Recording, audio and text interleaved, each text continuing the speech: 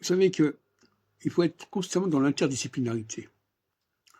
C'est-à-dire qu'il faut disposer de plusieurs modèles qui se ressemblent et qui viennent se conforter mutuellement.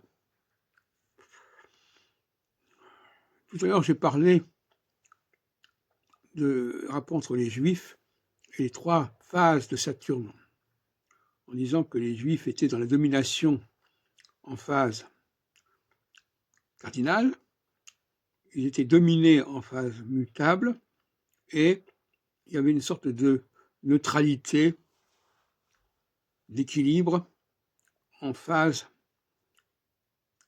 fixe, du signe fixe.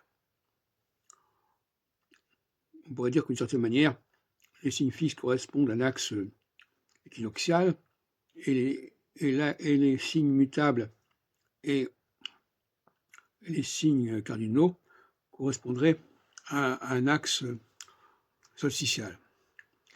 Mais je crois que ce qui me paraît intéressant, justement, c'est de montrer que cette dialectique de la domination, à la fois le dominant qui est le dominé, on la trouve d'ailleurs dans la formule la roche tarpéienne du proche du Capitole, et effectivement, je pense que c'est cette notion de la cyclicité du pouvoir, qu'on trouve également chez Aristote, quand il dit qu'on passe de la démocratie à la démagogie, etc. Enfin, c'est un ensemble de processus cycliques qu'il ne faut jamais oublier, qui montrent bien que les choses ne sont jamais définitives et que toute domination se paye à un moment donné par une situation de persécution, et inversement, toute situation de persécution redonne quelque part l'occasion de la domination à ceux qui ont été persécutés.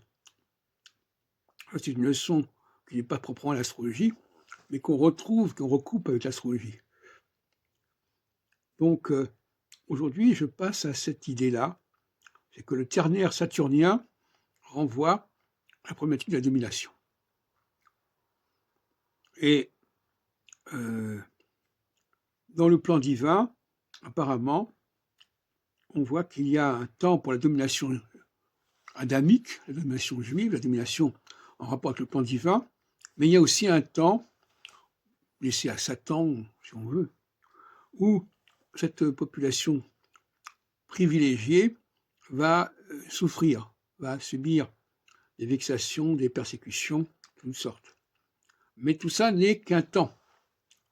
Et l'intérêt de l'astrologie, c'est de montrer que tout n'a qu'un temps.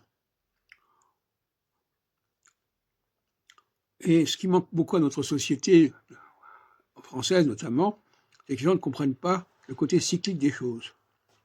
Ils ne comprennent pas qu'il faut laisser le temps au temps, et qu'à un moment donné, il faut laisser certaines phases se développer, allant dans un certain sens, pour ensuite aller dans un autre sens. Ça, apparemment, c'est pas compris.